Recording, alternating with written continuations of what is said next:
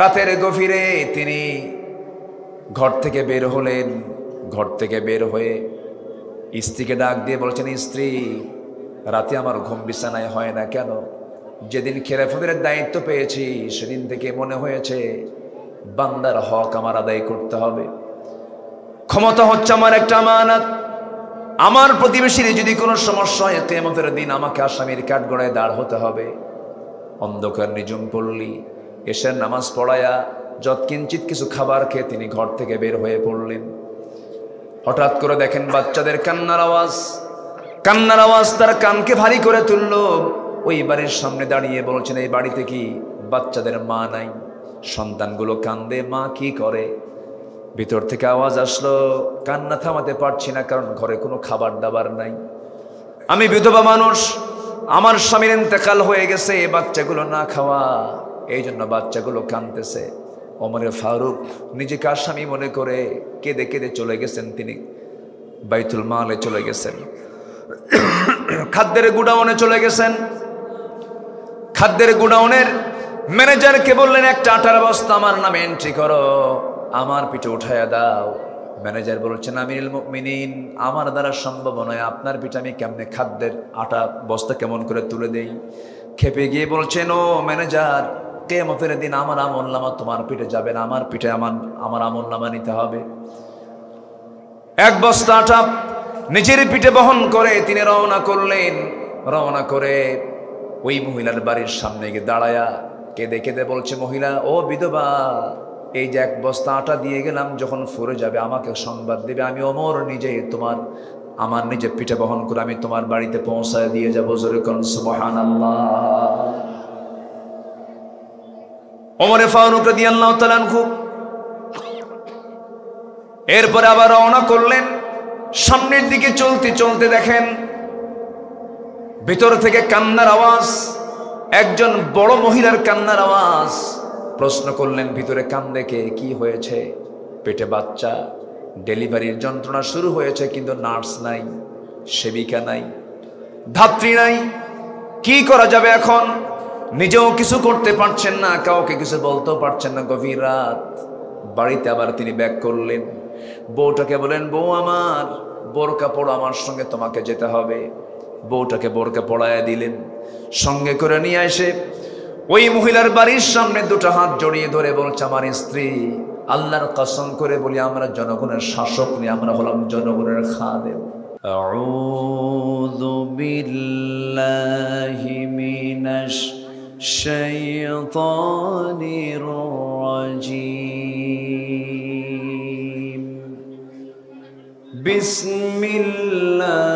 বিসমিল্লাহির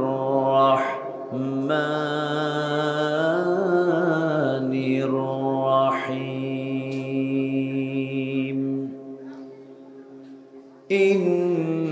ইন্নাল্লাহা ওয়া মালাইকাতাহু ইউসাল্লুনা আলান নবী ইয়া আইয়ুহাল্লাযীনা আমানু সাল্লু আলাইহি ওয়া সাল্লিমু তাসলিমা। আল্লাহুম্মা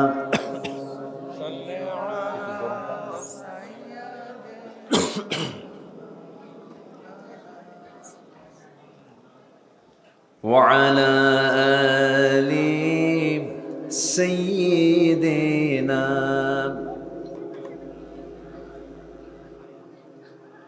একটু মোহাব্বত দিয়ে নবীর প্রেমে মাতোয়ারা হয়ে জবান খুলে আওয়াজ দিয়ে সবাই বলুন, আল্লাহুম্মা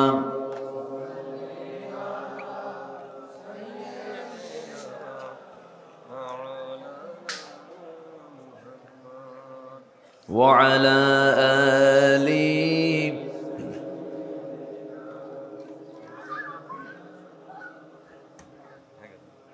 সবাই বলুন, বালাগাল উলা বিকামালিহি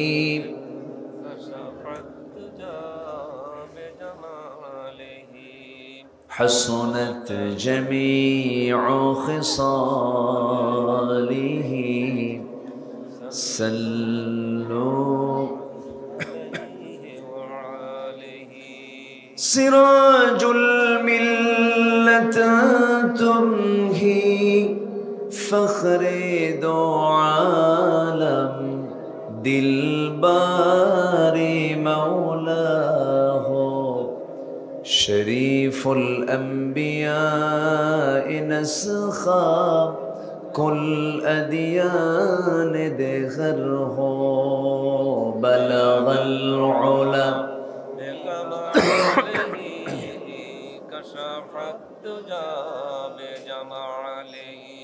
حسنت جميع خصاله صلوا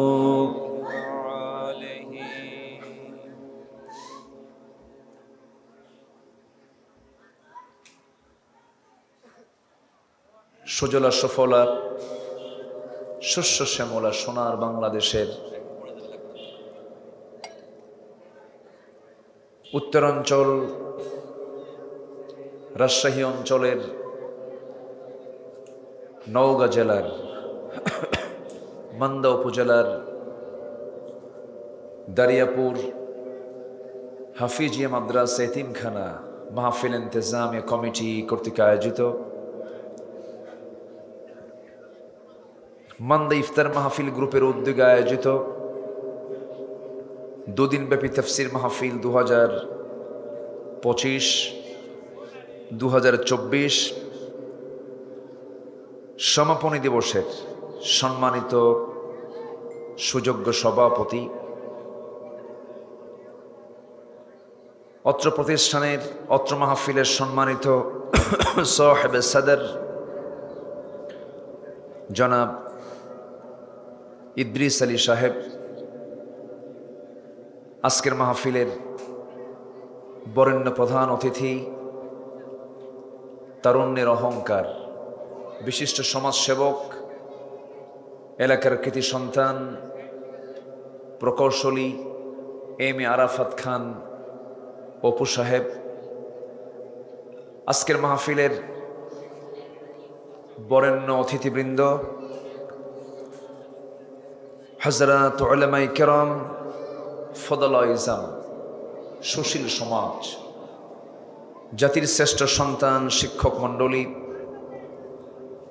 জাতির বিবেক, সাংবাদিক বৃন্দ, সামনে উপস্থিত দূরে কাছের বিভিন্ন স্থান থেকে ছুটে আসা কালেমার ঝান্ডাবাহী, তৌহিদের পতাকাবাহী, দ্বীন ইসলামের নরসারদুল বীর মুজাহিদ, প্রাণ প্রিয় সম্মানিত দ্বীনি ভাইরা, আড়ালে বসে আছেন শ্রদ্ধেয়া সম্মানিতা মা বোনেরা, আলোচনার সূচনায় আনুষ্ঠানিকতার মধ্য দিয়ে আমার পক্ষ থেকে আবারও দিল খোলা সালাম, আসসালামু আলাইকুম ওয়া রাহমাতুল্লাহি ওয়া বারাকাতুহু।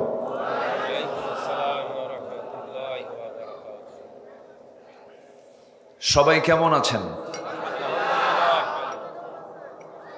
আমাকে প্রশ্ন করেছেন। আল্লাহ তাআলা আমাকে আপনার মতোই, আপনার কাতারেই, আপনার সাথী রেখেছেন। বলছি আলহামদুলিল্লাহ। কেন বললাম? যদি সাথী এখানে না থাকতে পারতাম, হয়তো বা কোনো বিপদে মুসিবতে, কোনো হসপিটালে অসুস্থতা, তা তো না, আপনার সাথেই আছি। বলি আলহামদুলিল্লাহ। তবে মানসিকভাবে পূর্বের সকল সময়ের চাইতে 5 অগাস্টের পর থেকে অনেক ভালো আছি। বলি আলহামদুলিল্লাহ। 16টা বছর ধরে একটাই গালি শুনতে শুনতে ক্লান্ত হয়ে পড়েছিলাম, সেটা হলো রাজাকার। শেষ পর্যন্ত রাজাকার শব্দ দিয়ে তাকে বিদায় হতে হলো, ঠিক কিনা? 16 বছর এই গালি কত যে শুনেছি। সম্মানিত ভাই, ফেরাউন ক্ষমতায় ছিল, ফেরাউন বেঁচে ছিল পৃথিবীতে 1600 বছর, আর এরা ছিল হলো 16 বছর। সংখ্যার যে মিল হলো কেমনে বুঝলাম না, তাই না? একটা হলো টপ ফেরাউন, এটা হচ্ছে মিনি ফেরাউন। ওটা ছিল হলো মেল ফেরাউন, এটা হলো ফিমেল ফেরাউন। তফাৎ তেমন নাই। আমরা বসতে পেরেছি জান্নাতের টুকরায়, আসতে পেরেছি রহমতের জালসায়, যুবকদের আয়োজনে, এমন সুন্দর পরিবেশে আমরা বসতে পেরেছি। প্রাণবন্ত একটি পরিবেশ, যেন খই ফুটছে মাহফিলের ভিতরে। একটি উন্মাদনা, একটা উত্তেজনা, একটা রহমতি পরিবেশ আমি খেয়াল করছি। বলি আলহামদুলিল্লাহ, জোরে বলি আলহামদুলিল্লাহ, চিৎকার মেরে বলছি আল্লাহুম্মা ইন্নী আসআলুকা আল হুদা ওয়াত তুকা ওয়াল আফাফা ওয়াল গিনা।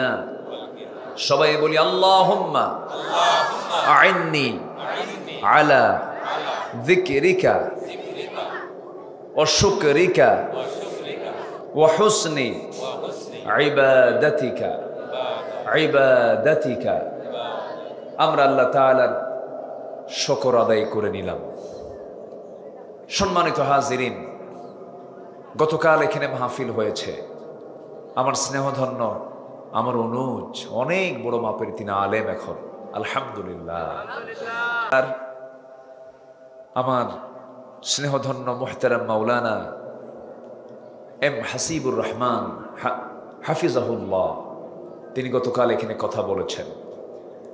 আমার আগের মেহমান অনেক সুন্দর কথা বলেছেন। শেষ ক্লাসে এসে কিছু ভাঙ্গাচোরা কিছু কথা বলতে চাচ্ছি। আমাকে সময় দেওয়া যাবে তো? আমাকে সবাই সময় দিচ্ছেন তো? জোরে বলি ইনশাআল্লাহ। জি, একটু ক্যামেরা সমস্যা হয়, তাই না? সমস্যা হচ্ছে। এই যে ক্যামেরা, তো ওখানে কেন? একটু এদিকে নিলে হয় না? মানুষ তো একটু ডিস্টার্ব ফিল করে। আচ্ছা, মুশকিল। আচ্ছা থামেন, আমি ব্যবস্থা করছি তো, আমি আপিল শুনেছি তো। এখন বিষয়টা হলো, আপনি আলোচনা শুনতে এসেছেন কত হাজার হাজার অথবা লাখ, কিন্তু এই যে ক্যামেরাগুলো আসছে কষ্ট করে, কত দূর থেকে আসছে, তারা এই আমার আলোচনাটা তারা এই ক্যামেরায় ধারণ করবে এবং আগামীকালকের মধ্যেই এই আলোচনাগুলো কোটি মানুষের মাঝে পৌঁছে যাবে। আলহামদুলিল্লাহ। তাহলে ব্যবস্থা কেমন? এটা কি ভালো? বেঠিক না ঠিক? তো আমার কথা কন কেন? এখন একটু তো কম বেশি হবে, একটু দু একজনের একটু সমস্যা হবে, একটু এরকম করেন, একটু এরকম করেন, তাও একটু কষ্ট স্বীকার করে নেন। একটু ঘাড়ের একটু কষ্ট হবে, একটু অসুবিধা হবে, কিন্তু প্লিজ আমরা সব দিকে খেয়াল করব। জোরে বলি ইনশাআল্লাহ, জোরে বলি ইনশাআল্লাহ। জি, এটাও হতো না সিস্টেমটা যদি একটু সাজানো হতো। এখন তো আর সে সুযোগ নাই, যা হয়েছে। আমরা এখন সোজা যতটুকু আল্লাহ পাক জুটিয়ে দেন কিছু কথা আমলের নিয়তে বলার এবং শোনার। জোরে বলি ইনশাআল্লাহ, জোরে বলি ইনশাআল্লাহ। আমরা ভাগ্যবান, আমরা মানুষ, বলি আলহামদুলিল্লাহ। আমরা কি বলেন তো?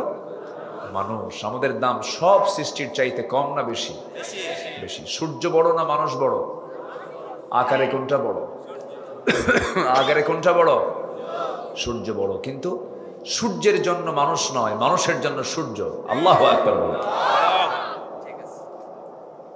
হাতি বড় না মানুষ বড়? সম্মানে কে বড়? আর আকারে হাতি বড়। মানুষ হাতি চালায় না হাতি মানুষ চালায়? মানুষ হাতিকে চালায়। অথচ ছোট হয়েও বড় একটা প্রাণীকে সে চালাচ্ছে। তাহলে এর মধ্যে কি জিনিসটা আছে যে চালায়? কি কথা কি বোঝা গেল? মানুষ কিন্তু হাতিকে চালায় না, হাতি মানুষকে চালায়। আবার দেখবেন বড় বড় হিংস্র জন্তু, বাঘ, হিংস্র জন্তু, সিংহগুলো, অজগর সাপগুলো মানুষ পোষ মেনে মেনে তারা পালে। বাঘের মুখের ভিতরে মানুষ মাথা ঢুকায় দেয়, কিচ্ছু কয় না। এই যে বড় বড় প্রাণীগুলো মানুষের বশ করে দেওয়া হয়েছে, হাতির উপরে মাহুত বসে থাকে, কি তার ওজন, কি তার গায়ের শক্তি। কিন্তু আল্লাহ রাব্বুল আলামিন মানুষের ভিতরে এমন কিছু যোগ্যতা দিয়েছেন, যে শক্তিটা দিয়েছেন পৃথিবীর কাউকে দেন নাই। মানুষকে দিয়েছেন জ্ঞান, বুদ্ধি, বিবেক, কর্মের স্বাধীনতা। যখন কোনো বান্দা এই জ্ঞান, বুদ্ধি, বিবেক, এই তিনটা জিনিসকে খাটিয়ে যে বান্দা কোরআনকে সামনে রেখে, আল্লাহর হুকুমকে সামনে রেখে চলবে, ওই বান্দার মর্যাদা গোটা পৃথিবীর সকল কিছুর উপরে হয়ে যায়। জোরে বলি সুবহানাল্লাহ। যদি শক্তির দিক থেকে যদি শ্রেষ্ঠত্ব নির্বাচন হতো, তাহলে হাতির বেশি কিছু করা লাগতো না। তো সামনে ওর একটা লম্বা অংশ আছে, ওটাকে এলাকায় কি কয়? সুর। শুধু দিয়ে উপর থেকে মাহুত্রে এটা প্যাঁচ মেরে, একদম ঠ্যাক মেরে, বেশি না, খালি একটা ঠ্যাং আস্তে করে শুধু মাথার উপরে রাখত, পট পট করে বেলের মতো ফাটত। কিন্তু তা তো করে না। কেন? আল্লাহ তাআলা হাতির ভিতরে ওহী ঢুকিয়ে দিয়েছেন, হাতি তোর উপরে যে বসে আছে এই হচ্ছে আমার সৃষ্টিকুলের সেরা জীব। আল্লাহু আকবার। এত সম্মান আল্লাহ তাআলা মানুষকে দান করেছেন। আল্লাহ রাব্বুল আলামিন বলেন, হুয়াল্লাযী খালাকা লাকুম মা ফিল আরদি জামিআ। তিনি সেই মহান সত্তা, যিনি তোমাদের জন্য গোটা পৃথিবীর যা কিছু আছে সব, তুমি মানুষ, তোমার জন্য সৃষ্টি করেছেন। আর তুমি বান্দা, তোমার দায়িত্ব হলো আল্লাহর প্রশংসা করে তোমার মুখ থেকে বলে ফেলা। সবাই বলুন আলহামদুলিল্লাহি রাব্বিল আলামিন। সবাই বলুন আলহামদুলিল্লাহি রাব্বিল আলামিন আর রহমানির রহিম মালিকি ইয়াউমিদ্দিন ইয়্যাকা না'বুদু ওয়া ইয়্যাকা নাস্তাঈন ইহদিনাস সিরাতাল মুস্তাকিম সিরাতাল লাযীনা আন'আমতা আলাইহিম গায়রিল মাগদুবি আলাইহিম ওয়ালাদ-দাল্লিন। এরপরে আরো জোরে, আরো জোরে বলি বান্দার দায়িত্ব আল্লাহর প্রশংসা করা, আল্লাহর আইন কানুনকে মেনে নেওয়া, আল্লাহর বিধি বিধানকে মেনে নেওয়া। কিন্তু দুঃখজনক হলো সত্য, বান্দা নামাজ পড়ে আল্লাহর নিয়মে, কিন্তু দেশটা চালাতে চায় না আল্লাহর নিয়মে। এরকম সুবিধাবাদী মুসলমান বুঝে আমার দেশে নাই? আসতে বলবেন না, আছে না নাই? আচ্ছা, হজ করতে যায়, মসজিদ বানায় দেয়, রমজান মাসে রোজাও রাখে, কিন্তু যখন বলা হয় সুদের কারবার চলবে না, মদের দোকান চলবে না, জেনার কারবার চলবে না, ওর মাথা খারাপ। আছে কি না? আসতে বলবেন না, আছে না নাই? আছে। এই কথা, এই বক্তব্য যে সমস্ত আলেমরাই দিয়েছে, দীর্ঘ 16 বছর তাদের উপর অত্যাচার, স্টিম রোলার চালানো হয়েছে। সব আলেম কিন্তু এই জাতীয় কথা বলে না। আমার দেশে এমন আলোচকও আছে যার ভক্ত হলো শামীম ওসমানের মতো একজন কি খ্যাতনামা আলেমে দ্বীন। শামীম ওসমানের নাম শুনছেন কিনা জানি না। নারায়ণগঞ্জের একজন কুতুব, তাহাজ্জুদ গোজার। শামীম ওসমান তার এলাকায় এক আলোচক ওয়াজ করতে গেছে, বলে হুজুর আমি আপনার জিকিরের খুব ভক্ত, ওয়াজের ভক্ত না। কিসের ভক্ত? জিকিরের ভক্ত। ডিজে গান বসেন বসেন, আছে না একটা বদমাইশ। আমি আপনার জিকিরের খুব ভক্ত। আপনি যখন জিকির করেন তখন আমি মনে হয় আসমানে চলে যাই। হ্যাঁ, তো আপনি এখন জিকির করবেন, আমি আপনার জিকির শুনতে শুনতে আমার বাড়ি পর্যন্ত চলে যাব। দেখেন, ও থাকবে না, বাড়ি পর্যন্ত চলেও যাবে। বিগত 16 বছর অনেকে তেল মারা বক্তৃতা দিয়েছেন, হক কথা বলেননি। বিগত 16 বছর অনেক আলেম ওই জালিম সরকারের সকল সুযোগ সুবিধা গ্রহণ করেছেন, আবার তিলে তিলে জেলে থেকে জীবন পর্যন্ত দিয়ে দিয়েছেন। এমন আলেমও আছে না নাই? আসতে বলবেন না, আছে না নাই? আমার কি দোষ ছিল? আমার তো জন্ম 71-এ না, আমি তো তার বহু পরে জন্ম। আমার 2018 সালের দিকে আমাকে নির্বাচনের আগ দিয়ে সাদা পুলিশ সাদা পোশাকে সাদা মাইক্রোবাস করে আমাকে ধরে নিয়ে চলে গেল। নিয়ে চলে যাওয়ার পর আমাকে মামলা ঠুকিয়ে দিয়ে জেলখানায় ঢুকানো হলো। জেলখানায় ঢুকলাম, তো ঢোকা মাত্রই দেখি সামনে এক 85 বছরের বৃদ্ধ মানুষ, উনিও জেলখানায়। তা আমারে দেখে লম্বা একখান সালাম দিলেন। সালাম দিয়ে কয়, হুজুর আপনি জেলখানায় ঢোকাতে আমি খুব খুশি হয়েছি। বললাম যে আপনি খুশি হলেন কেন? জেলে কি খুশি হওয়ার কথা? হুজুর অনেক দূর থেকে ওয়াজ শুনি, সাক্ষাৎ হয় না, মুসাফা হয় না, তো আপনি এত সুন্দর করে কাছাকাছি আসবেন, পাশাপাশি শুয়ে থাকবো, দেখা হবে, বিশাল আনন্দ। হুজুর থাকেন থাকেন। কি কথা কি বুঝতেছেন? গ্রামের মানুষ খুব সরল মনে কথাগুলো বললেন। আমি চাচাকে বললাম, চাচা আপনার বয়স 85 বছর, কোথায় কোন ঘটনা ঘটাইছেন কোন? মামলা কেন? কে বাবা আমার নামে মামলা দিছে, বিস্ফোরক মামলা। তো বললাম আপনি কি বিস্ফোরক বোঝেন কিছু? কে বাবা এটা কি জিনিস তাও তো বুঝি না, এটা দিয়ে খায় না কি করে? অর্থাৎ বিস্ফোরক হচ্ছে যে সমস্ত সন্ত্রাসীরা ওই কি বলে ককটেল বানায়, তারপরে বিভিন্ন বোমা তৈরি করে ত্রাস সৃষ্টি করে, এদের বিরুদ্ধে সাধারণত বিস্ফোরক মামলা হয়। 85 বছরের বুড়ার হাতের ফিটনেস তো ঠিক আছে, ককটেল মারেন নাকি? 85 বছর বয়সে তার নামে দিছে এই মামলা। একটা শিক্ষামন্ত্রী নওয়াব ইহসানুল হক মিলন, কচুয়াবাড়ি, চাঁদপুর, মালয়েশিয়ায় তিনি দীর্ঘদিন ছিলেন, দেখা হয়েছিল। ওনার বিরুদ্ধে দিয়েছে হলো গরু চুরির মামলা। আর আল্লামা মামুনুল হকের বিরুদ্ধে দিয়েছিল হলো ভ্যানিটি ব্যাগ চুরির মামলা। চিন্তা করে দেখেন। আর আল্লামা সাইদির বিরুদ্ধে যে মামলা হয়েছিল, সেই মামলার সাক্ষীর জন্ম হলো 76 সাল, ঘটনা হলো 71 সাল। কি কথা কি বুঝতেছেন আপনারা? কথা কি বুঝতেছেন? এই করেই কেটেছে তাদের 16 বছর।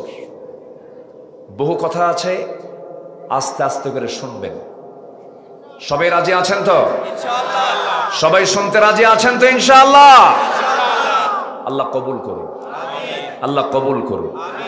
সম্মানিত ভাইয়েরা, আমাদের দিন শেষে আমাদের সাক্ষাৎ হবে শুধু একজনের সঙ্গে পার্মানেন্ট। তিনি কে? আসতে বলবেন, তিনি কে? আজকে আমার আপনার সাক্ষাৎ এখন হচ্ছে, আর নাও হতে পারে। আপনার বউ বাড়িতে আছে, আগামীকালকে আপনার বউয়ের সঙ্গে সাক্ষাৎ নাও হতে পারে। আপনার ছেলে হেরে যেতে পারে। কেউ আমার আশেপাশে যা আছে কারোর সঙ্গে আমার সাক্ষাৎ স্থায়ী নয়। আমার সঙ্গে সাক্ষাৎ স্থায়ী হবে যার সাথে, যিনি কখনো হারাবেন না, ফুরাবেন না, কখনো হেরে যাবেন না। তিনি কে? আসতে বলেন, তিনি কে? তার কাছে আমরা হাজির হব চরিত্রহীনতা নিয়ে না চরিত্রশীলতা নিয়ে? আমরা চরিত্র নিয়ে, সুন্দর চরিত্র নিয়ে আমরা তার সামনে হাজির হব। জোরে বলি ইনশাআল্লাহ। এমনই মুমিনের জীবনের 15টা চরিত্র নিয়ে আমি আজকে কিছু কথা বলতে চাচ্ছি। মুমিন জীবনের কয়টা চরিত্র বলেন? 15টা চারিত্রিক গুণ নিয়ে আমি কিছু কথা বলতে চাচ্ছি। আমাকে সময় দিচ্ছেন তো? আমাকে সময় দিচ্ছেন তো? জোরে বলি ইনশাআল্লাহ। সম্মানিত ভাইয়েরা, বলতেও লজ্জা পাচ্ছি আমি, একটু কি বলি। মাহফিল কমিটি একটু আমার কাছে একটু আবদার করেছিলেন, হুজুর মাদ্রাসা একটু আপনার মুখ থেকে একটু বললে, আমরা কইলে তো সব খেপে যাবে, আপনি বললে কেউ রাগ করবে না, মানে দায়িত্ব আমার কাঁধে চাপায় দিছে। তো একটু মাহফিল কমিটি যদি আপনাদের কাছে 2 মিনিট শুরুতেই, এরা মাঝে মাঝে আমাকে চিরকুট দেবে, এই যে চিরকুট আসা শুরু হয়ে গেছে, তা আমি চাচ্ছি যে 2 মিনিট আমি একটু গরম পানি খাই, একটু আপনার কাছে যদি এই যুবকরা যদি একটু চাদর নিয়ে অথবা ব্যাগ নিয়ে যায়, থাপ্পড় দিবেন না আদর দিবেন? কিচ্ছু কয় না। কি থাপ্পড় দিবেন না আদর দিবেন? একটু মোহাব্বত দিয়ে যে যা পারেন সবাই একটু দিবেন। চাদর মনে হয় যায়নি ভিতরে, না? এর আগে গিয়েছিল? এর আগে গিয়েছিল? ও, যায় নাই মনে হয়, আসছিল, একটু লোক কম ছিল, মানে এরা আবার চিরুনি অভিযান দিচ্ছে। একটু 2 মিনিট আমাকে বলেছে তারা, যেহেতু একটু আমাকে একটু সুযোগ দেন। এই সুযোগে কেউ উঠবেন না, কিন্তু একটা লোক উঠবেন না। একটু জিকির করে সুবহানাল্লাহ, আলহামদুলিল্লাহ, লা ইলাহা ইল্লাল্লাহ, সুবহানাল্লাহ, আলহামদুলিল্লাহ, লা ইলাহা ইল্লাল্লাহ। এত লোক কম কেন? এক জায়গায় দ্রুত গতিতে। আমি সবাই তো মেহমান, যারা ওয়াজ শুনতে আসছে এরা সবাই মেহমান, তো যে যা পারেন দিবেন, যিনি দেননি তিনি দিবেন। আর যার কাছে কিছু নাই, হুজুর আমি কিচ্ছু নিয়ে আসিনি, দেবো কি? আপনার জন্য দোয়া হবে। যদি কিচ্ছু না থাকে, বিড়ি থাকলে বিড়িও দেন, দেন তুমি কিছু। জিকির করি সুবহানাল্লাহ,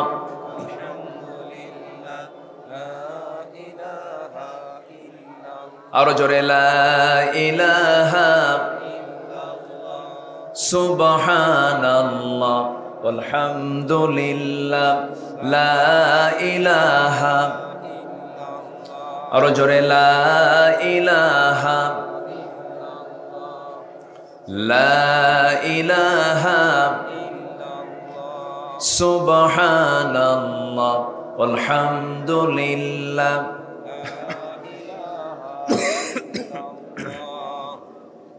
জি, ব্যাগগুলো গেল কোথায়? হ্যাঁ, যে দ্রুত গতিতে আমার মা যারা এসেছেন তারাও কম বেশি আজকের এই দানে সহযোগী হবেন। জোরে বলি ইনশাআল্লাহ। আল্লাহ তুমি সকল মাকেও দিল থেকে দেওয়ার তৌফিক দিয়ে দাও। জোরে বলি আমিন। জি,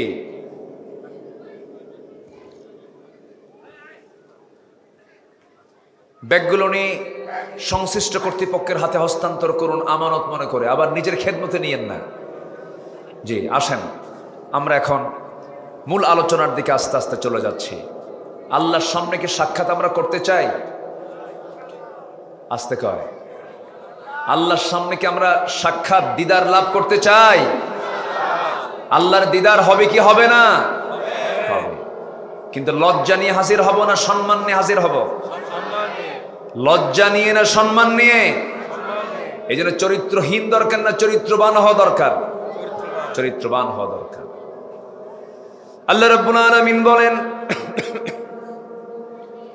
فمن كان يرجو لقاء ربه فليعمل عملا صالحا ولا يشرك بعبادة ربه أحدا। জোরে বলুন আল্লাহু আকবার। যদি কোনো বান্দা তোমরা আল্লাহর সঙ্গে সাক্ষাৎ করতে চাও, নাম্বারের শর্ত হলো 1 নাম্বার, শিরিকের কাজে যেও না। শিরিক থেকে মুক্ত হয়ে নিজেকে আল্লাহর সঙ্গে সাক্ষাতের উপযোগী বানায় ফেলো। ফামান কানা ইয়ারজু লিকা রাব্বিহি ফালইআমাল আমালান সালিহা, নেক আমল করো, শিরিকের কাজ করো না, আল্লাহর সঙ্গে সাক্ষাৎ হয়ে যাবে, সোজা তুমি জান্নাতে চলে যাবে। জোরে বলি সুবহানাল্লাহ।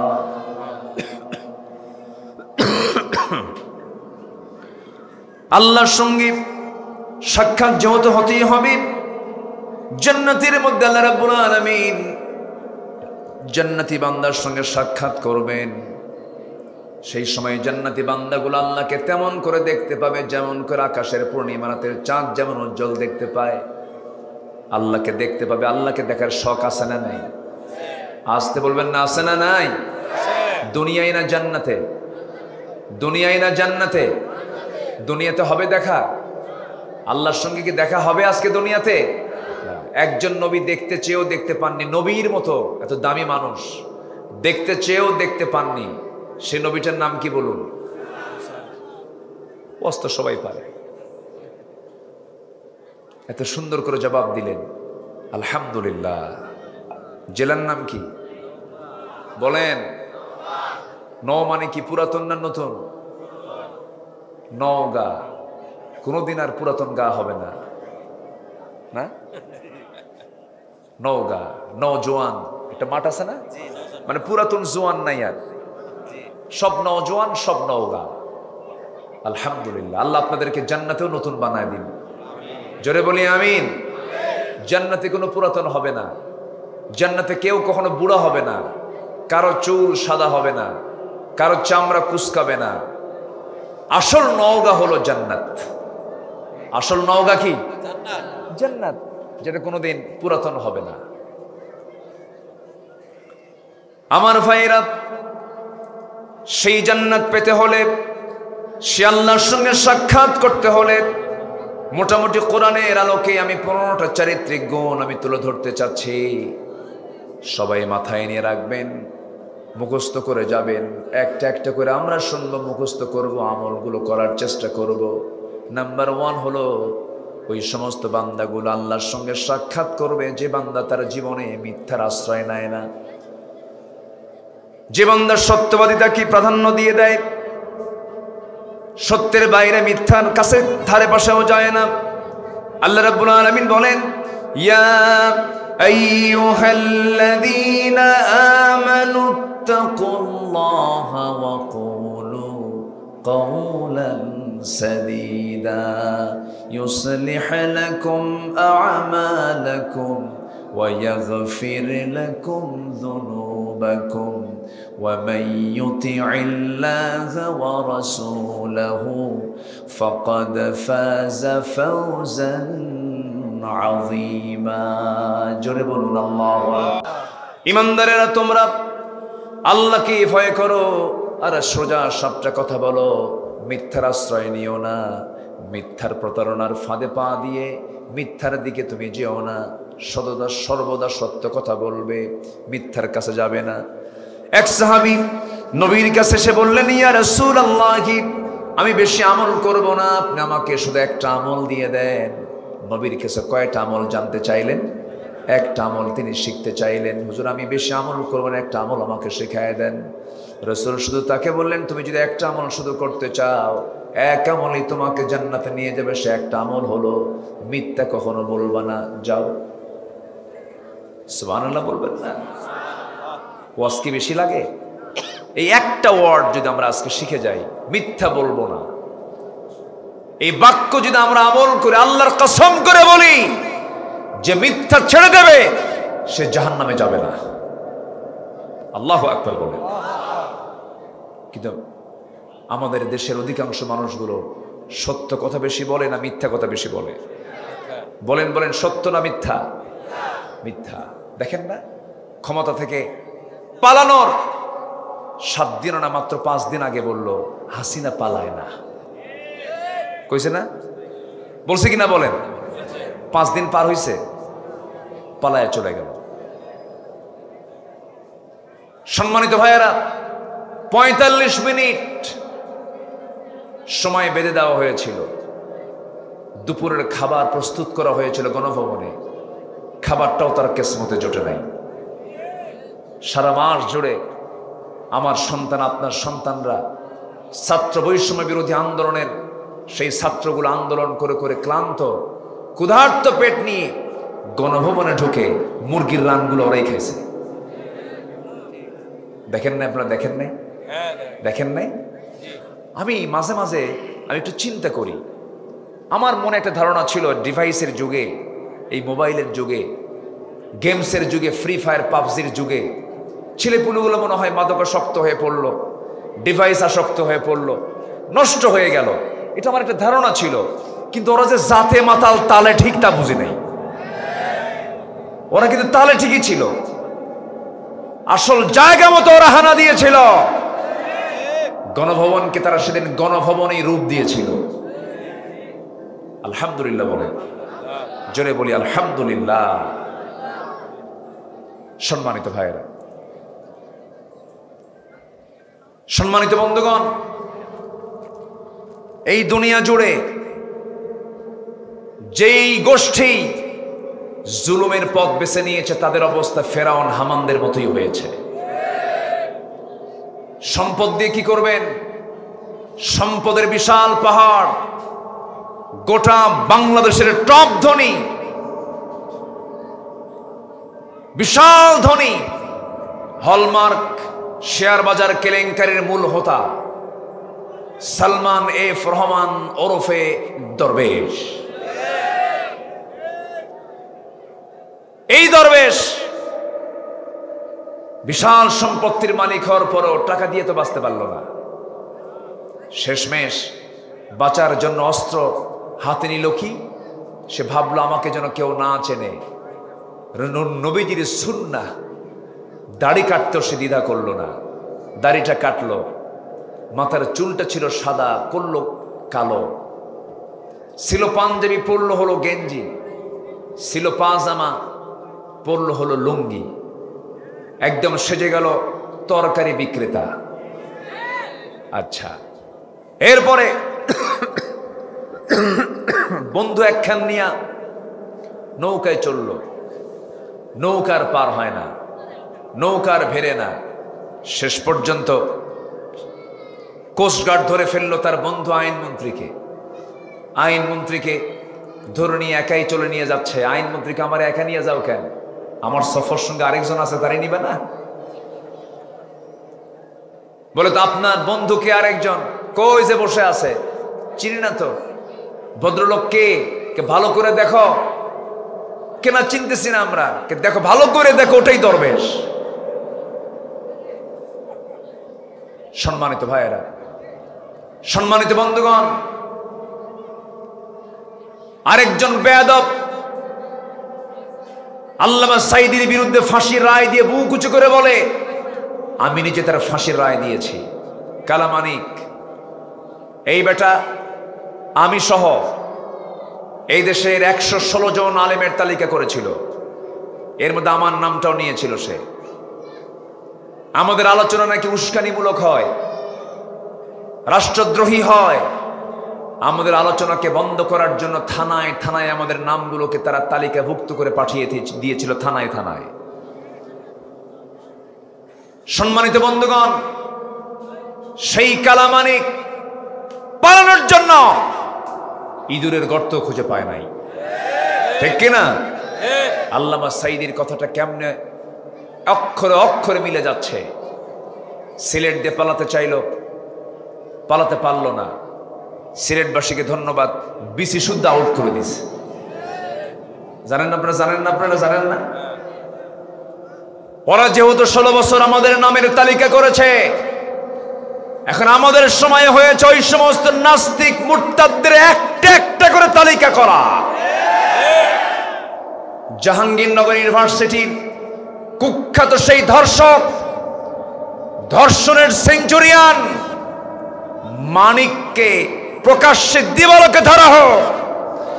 এই সমস্ত কুলাঙ্গারদের ধরে প্রকাশ্যে দিবালোকে ওদেরকে ঝুলায় মেরে এদের রক্ত মাংস হাড় হাড্ডি কুত্তা বিলাই দিয়ে খাওয়ানো দরকার।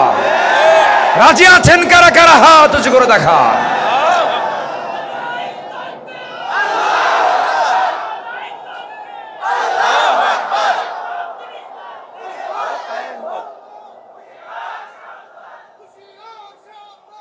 ইসলামের শত্রুরা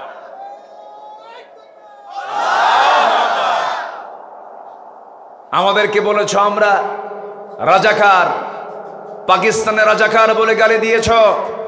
আমাদের কেউ পালায়া পাকিস্তান যায় নাই, ভারতীয় রাজাকাররা সব ভারতে গিয়ে বসে আছে।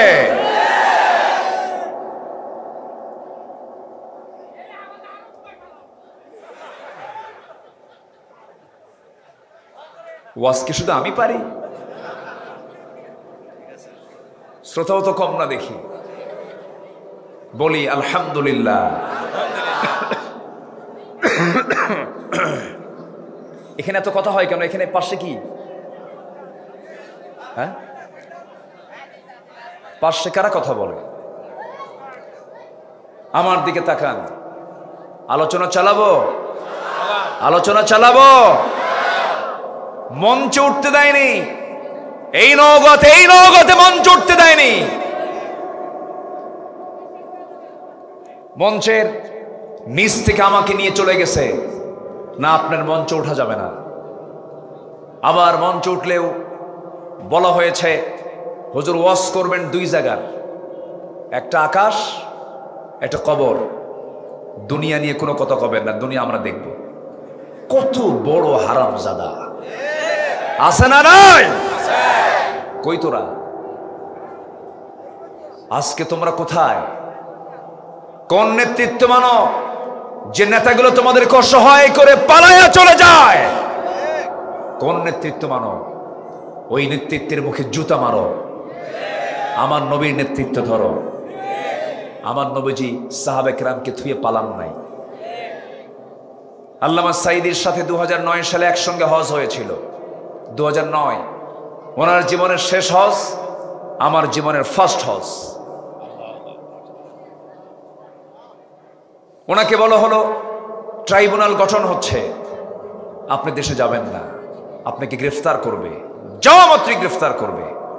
উনি মুস্কি হাসি মেরে বললেন, আমার রাসূলের চরিত্র এমন ছিল না। আমার দল, আমার কর্মী, আমার ফলোয়ার, আমার দেশ, আমার আত্মীয় স্বজন সবগুলো জুলুমের শিকার হবে, আর আমি একা বিদেশের মাটিতে ঠ্যাঙের উপরে ঠ্যাং তুলে আরামে আরামে এসিতে থাকবো। এই চরিত্র রাসূল আমাকে শেখান নাই। উনি দেশের মাটিতে ফিরে এসেছেন, গ্রেফতার হয়েছেন। 13 বছর সম্পূর্ণ অন্যায়ভাবে তাকে জেলখানার সেলের ভিতরে রাখা হয়েছে। সর্বশেষ ওদের জ্বালা মেটে নাই। বিশ্বনন্দিত এই আলেমে দিনকে সেই জেলখানা থেকে 13ই আগস্ট 2023 ধরে নিয়ে চিকিৎসার নাম করে জোরপূর্বক তাকে গাড়িতে উঠানো হয়। উনি সেই সময় বলেছিলেন, আমাকে কেন নিয়ে যাচ্ছেন, কোথায় নিয়ে যাচ্ছেন? আপনি অসুস্থ। আমি তো নিজেই জানি না আমি অসুস্থ। কি কথা কি বুঝতেছেন? রুগী জানে না, রুগী জানে না, রুগী যে রুগী নিজেই জানে না। শাহবাগে নিয়ে গিয়ে হসপিটালাইজড করা হলো। তার 2টা সন্তান ভিক্ষুকের মতো বারবার বলেছে, আমার আব্বাকে একটা বার দেখার সুযোগ দেন। দেখানোর সুযোগ দেয়নি। তিনি একটা মুস্কি হাসি মেরে বিদায় নিয়েছেন। জানেন না আপনারা? জানেন না? দেখেন নাই? ওনার শেষ বিদায় ছিল কান্নানা হাসি। কান্নানা হাসি।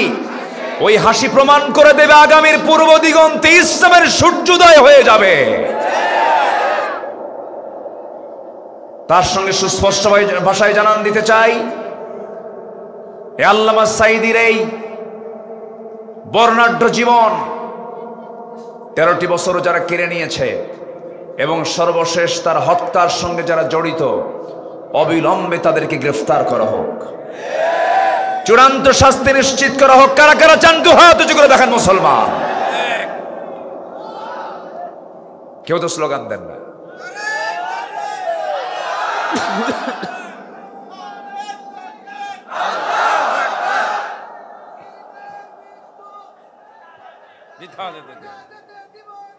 শহীদের মৃত্যু মিথ্যা যেতে দিব না।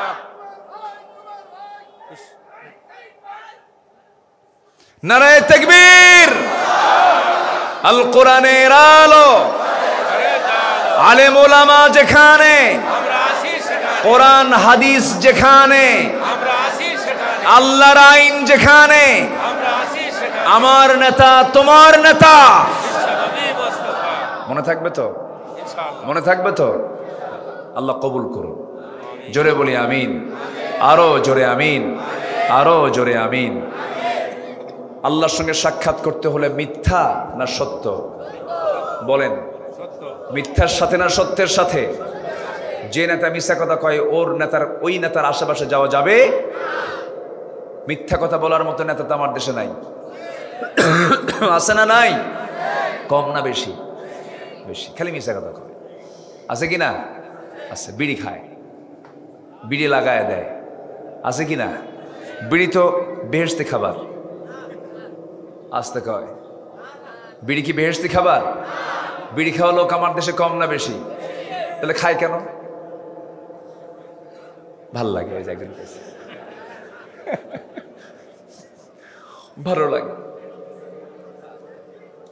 যেটা খাওয়া, যেটার মধ্যে কোনো ভিটামিন নাই, কোনো উপকার নাই, কোনো কল্যাণ নাই, কোনো স্বাস্থ্যের কোনো দিক নাই। ডাক্তারের কাছে রুগী গেছে, তার লাংসের সমস্যা। ডাক্তার বাম হাতে বিড়ি হাতে মধ্যে নিয়ে বলে, খবরদার বিড়ি খাবেন না কিন্তু। কি কথা কি বুঝতেছেন? ডাক্তার নিজেও খায়। কি যে মজা পায় আল্লাহই জানে। শয়তান কি ওয়াসওয়াসা দেয়। আল্লাহ সকল নেশা থেকে জাতিকে হেফাজত করুন। জোরে বলি আল্লাহুম্মা আমিন। কষ্ট পাচ্ছেন নাকি আপনারা? নাম্বার 2, আমানতদারিতা। আমানত ঠিক রাখতে হবে। যে কোনো কাজ, ধরুন আপনি একটা অফিসের ম্যানেজার হয়েছেন, এটা আপনার জন্য আমানত। এরপরে আপনি ব্যবসা করছেন, আপনার কাছে মাল আছে, সেই মালটা আপনি ভালো জিনিসের টাকা নিয়েছেন, মন্দ জিনিস দিলেন, আপনি আমানতের খেয়ানত করে ফেললেন। স্বামীর কাছে বউ আমানত, বউয়ের কাছে স্বামী আমানত। এরপরে ইমামের কাছে মুসল্লি আমানত, মুসল্লির কাছে ইমাম আমানত। এরকম করে প্রত্যেকটা জায়গায় আমানতদারিতার বিষয় আছে না নাই? আসতে বলবেন না, আছে না নাই? আমি কেন বললাম স্বামীর কাছে বউ আমানত? দেখবেন কিছু কিছু পুরুষ আছে, স্বামী আছে, সুন্দরী বউ, নতুন বিয়ে করেছে সুন্দরী বউ, নিজে একা দেখে তৃপ্তি পায় না, গোটা দুনিয়াবাসীকে দেখাতেও তৃপ্তি বোধ করে। আছে না এরকম? আছে। সুন্দর বউ সাজায় নিয়ে কয়, ওই যে একজন কয়, দেখ তোরা, বুঝলেন? সুন্দর সাজিয়ে গুজিয়ে বউটাকে নিয়ে R15 তোলে। R15, এই যুবকরা বুঝো না? R15 ওই যে লেটেস্ট ভার্সন, যার প্যাসেঞ্জার সিট হলো দোতলা আর ড্রাইভিং সিট হলো নিচতলা, আন্ডারগ্রাউন্ড। প্যাসেঞ্জার সিটে সুন্দরী বউকে সুন্দর করে সাজগুজ করে চড়ায় দেয়, আর ড্রাইভিং সিটে স্বামী বসে। হুন্ডা স্টার্ট দেওয়ার আগে ভাবে, এই আওয়াজ তো সবার কানে নাও যেতে পারে, যদি কোনো জাতি আমার বউটাকে দেখতে একটু মিস করে, এটা তো বিশাল লস। তখন করে কি, হুন্ডার যে সাইড দিয়া ধোঁয়া যায়, যে পাইপ দিয়া, ওই পাইপের নাম কি? যেটাই হোক পাইপ, তো পাইপ খুলে ফেলে। পাইপ খুললে পরে একটা বিকট আওয়াজ হয়, হেলিকপ্টার সাইজের। বুঝেন নাই? এই হেলিকপ্টার সাইজের যখন আওয়াজ, পিছনে দোতলায় বসে আছে সুন্দরী বউ, দেখবেন না কেন, দেখতেই হবে। আওয়াজ সাথে মহিলা, দুটো এক জায়গায় করে শুরু করলো একদম, কি কয়, চৌমাসিয়া থেকে, নাকি চৌমাসিয়া না? হ্যাঁ, নৌহাটা থেকে শুরু করে একটানে মোহনপুর যা আছে জাতিকে দেখালো। পদ্মার পাড়ে গিয়ে সন্ধ্যার আগ দিয়ে লাল শাড়ি পরায়া, লাল লিপস্টিক ঠোঁটে লাগায়া দিয়া, চুলটা ছেড়ে দিয়া, চোখে কি কাজল টাজল লাগায়া দিয়া, আশকারা মাস্কারা দিয়া, দুই গালে আটা ময়দা লাগায়া, 16 Pro Max আইফোন দিয়ে ছবি তুলে ফেসবুকে আপলোড দিয়ে, ক্যাপশন লিখলো, আর্টিকেল লিখলো, ফেসবুকে আপলোড দিয়ে লিখলো, আসুন প্রিয় বন্ধুরা, আসুন আমার বউটাকে সবাই মিলে এখন জামাতের সাথে দেখি। যেরকম নাউজুবিল্লাহ। বউ কি জামাতে দেখার না পার্সোনাল দেখার?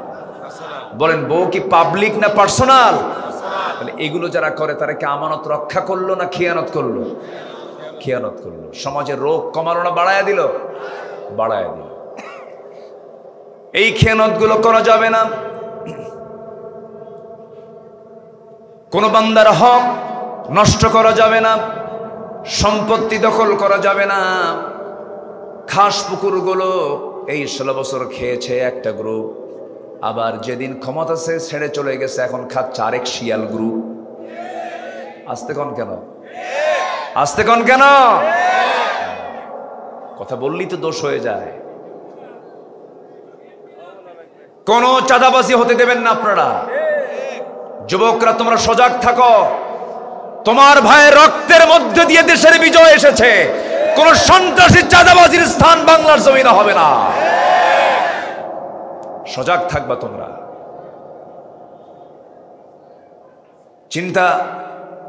কোনো চিন্তা নাই তোমাদের। তোমরা ঘুরে দাঁড়াবা, দেশ ঘুরে দাঁড়াবে। জোরে বলি ইনশাআল্লাহ। আর জোরে বলি ইনশাআল্লাহ। সম্মানিত ভাইয়েরা, আমানতের খেয়ানত আমরা করব না। জোরে বলি ইনশাআল্লাহ। আমানতটা কি জানেন? বিশাল ব্যাপার। যেরকম সাইয়েদনা ওমর ফারুক রাদিয়াল্লাহু তাআলা আনহু ক্ষমতায় ছিলেন, উনি ক্ষমতাকে মনে করতেন একটা আমানত। এটা কি মনে করতেন? আমানত। কি আমানতদারিতে ছিল দেখেন। ওনার জীবনটা পড়লে চোখে পানি চলে আসে। ওনার রাষ্ট্র ছিল হলো 40টা রাষ্ট্র। কয়টা? 40টা রাষ্ট্র নিয়ে একটা রাষ্ট্র ছিল। বিশাল সাম্রাজ্যের তিনি একজন খলিফা ছিলেন। কিন্তু চলার জন্য তিনি কোনো প্রোটোকল মেনটেন করতেন না। রাতের আধারে চলতেন একাকী, দিনের আলোতে একাকী চলতেন। কোনো প্রোটোকল লাগতো না। সামনে কোনো লোক থাকতো না, পিছনে কোনো লোক থাকতো না। আর আমার দেশের বিগত 16 বছরও দেখেছি, আতি পাতি নেতা এলাকায় আসলে এবারে সামনে 50টা, পিছনে 50টা মোটর সাইকেল। ঠিক কিনা বলেন? কিন্তু আমার নবীর এই প্রিয় সাহাবী সাইয়েদনা ওমর ফারুক রাদিয়াল্লাহু তাআলা আনহু এমন একজন খলিফা ছিলেন, কোনো প্রোটোকল লাগতো না। ছোট্ট একটা রাতের কথা বলেই আমি আবার ওই চারিত্রিক গুণাবলীর দিকে সিরিয়ালি চলে যাব। আমানতদারিতে বোঝানোর জন্য একটু তার জীবনটা টেনে আনলাম। সাইয়েদনা ওমর ফারুকের নাম সবাই শুনছেন তো নাকি? কয় নাম্বার খলিফা? আসতে বলে কয় নাম্বার খলিফা? প্রথমে তিনি রাসূলকে সম্মান করতে গেছেন না মারতে গেছেন? কয় নাম্বার খলিফা? 2 নাম্বার। অনেকদিন আগে এক মাহফিলে বললাম, না হলো 20 বছর আগে। খলিফা ওমর ফারুককে চেনেন কারা কারা? সামনে থেকে ছোট্ট ক্লাস 3-4-এ পড়ে একটা ছোট্ট ছেলে দাঁড়ায় বলে, হুজুর আমি চিনি। কে? আমাদের বাড়ির দোতলায় ভাড়া থাকে। আমি তাকে 100-তে 100 নাম্বার দিলাম। বললাম তুমি ভালো উত্তর দিতে পারছো, বুকে সৎ সাহস আছে। সুন্দর করে জবাব দিয়ে দিল। সেই ওমর না, এই ওমর হলো জান্নাতের সংবাদ পাওয়া ওমর। যেরকম সুবহানাল্লাহ। নবীজি বলছেন, ওমর তুমি জান্নাতি, আল্লাহ আমাকে জানিয়ে দিয়েছেন। কেমন করে তিনি জান্নাতি হলেন? কি আমানতদারিতে তার মধ্যে ছিল। রাতের গভীরে তিনি ঘর থেকে বের হলেন। ঘর থেকে বের হয়ে স্ত্রীকে ডাক দিয়ে বলছেন, স্ত্রী রাতে আমার ঘুম বিছানায় হয় না কেন? যেদিন খেলাফতের দায়িত্ব পেয়েছি সেদিন থেকে মনে হয়েছে বান্দার হক আমার আদায় করতে হবে। ক্ষমতা হচ্ছে আমার একটা আমানত। আমার প্রতিবেশীর যদি কোনো সমস্যা হয় কিয়ামতের দিন আমাকে আসামির কাঠগড়ায় দাঁড় হতে হবে। অন্ধকার নিঝুম পল্লী, এশার নামাজ পড়ায়া যৎকিঞ্চিত কিছু খাবার খেয়ে তিনি ঘর থেকে বের হয়ে পড়লেন। হঠাৎ করে দেখেন বাচ্চাদের কান্নার আওয়াজ তার কানকে ভারী করে তুলল। ওই বাড়ির সামনে দাঁড়িয়ে বলছেন, এই বাড়িতে কি বাচ্চাদের মা নাই? সন্তানগুলো কান্দে, মা কি করে? ভিতর থেকে আওয়াজ আসলো, কান্না থামাতে পারছি না, কারণ ঘরে কোনো খাবার দাবার নাই। আমি বিধবা মানুষ, আমার স্বামীর ইন্তেকাল হয়ে গেছে, বাচ্চাগুলো না খাওয়া, এই জন্য বাচ্চাগুলো কাঁদতেছে।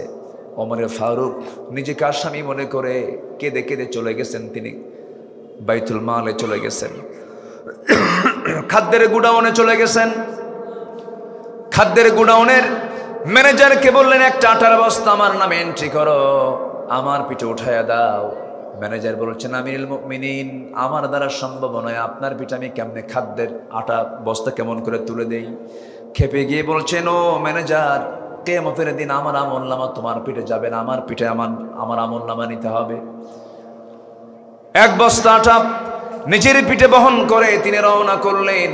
রওনা করে ওই মহিলার বাড়ির সামনে গিয়ে দাঁড়ায়া কেঁদে কেঁদে বলছে, মহিলা, ও বিধবা, এই যে এক বস্তা আটা দিয়ে গেলাম, যখন ফুরে যাবে আমাকে সংবাদ দেবে, আমি ওমর নিজে আমার নিজের পিঠে বহন করে আমি তোমার বাড়িতে পৌঁছায় দিয়ে যাবো। জোরে কোন সুবহানাল্লাহ।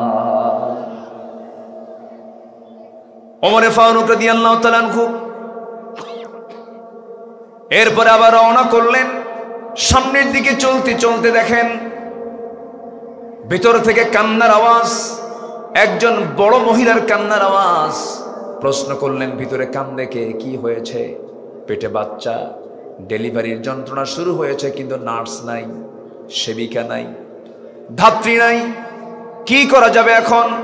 নিজেও কিছু করতে পারছেন না, কাউকে কিছু বলতেও পারছেন না। গভীর রাত, বাড়িতে আবার তিনি ব্যাক করলেন।